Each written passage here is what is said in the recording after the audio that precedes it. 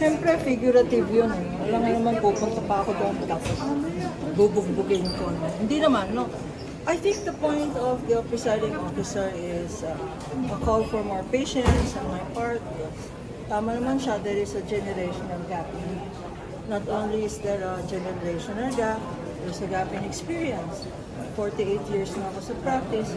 I have no idea what her practice is. And she did say that ang practice niya ay Court of Tax Appeals, hindi naman litigation. So, yeah, let's give more patience. Attorney, do you think may anger issue ba yung defense ni Attorney Christine? Naging galit eh. No comment na lang. Ma'am, what hurt you the most? Is it the demeanor, the argument, the procedure, the manner, the method? What was it? All of the above. Which one in particular, the most, ma'am? All of the above. But is it necessary, What to me, the prosecution really is doing everything to simplify procedures. That's why we ask for stipulation. To be more direct sa mga examination namin. Nakita niyo naman na direct ang examination namin when we present our witness. Because the intention really is to simplify matters for the impeachment court. Because sabi nga nila, they need more time to legislate. Wala na silang oras.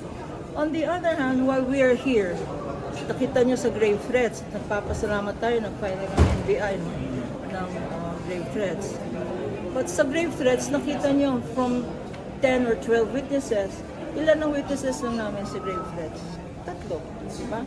Because all the other witnesses became unnecessary. Kasi klaro naman yung testimony ng 3 witnesses namin. That's what we're trying to do also here in the confidential funds. Whereas dito nagsisimplify kami and doing everything possible para hindi masyadong technical. They're going on the technical side. Even introducing laws na hindi naman kasama dito. National Internal Revenue Code tungkol sa gross income. How is that relevant to COA? Isa pa, anong itsura ng receipts? Ba't natin pinag-uusapan ng receipt? Wala nga kayong sinabit na receipts. Beyond that, let's listen na lang because I don't want na sabihin nila subjudice. But yes, if I sounded impatient, I guess it's a function of age. But would you consider this as a delaying tactic? I don't know if it's the delaying tactic, but we leave them to their own strategy. With a caution that the more they delay, the more magagalit, the more they prolong cross-examination.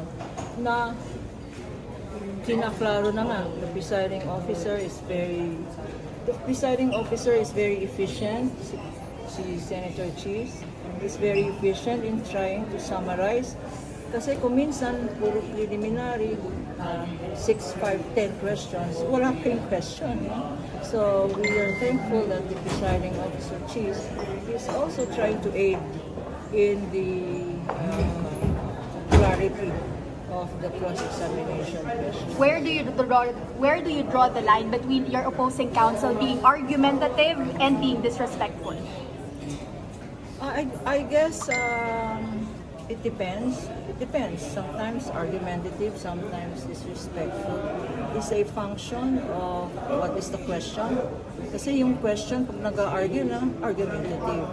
Yung disrespectful naman is the manner of mentioning. Where is she more leaning towards? I will not comment. But what do you feel, Attorney? Because it seems like she's very disrespectful to you as marami na kayong experience, so medyo baguhan pa. Alam mo, lahat ng mga anak ko lalaki, no? Sanay na ako sa mga disrespectful.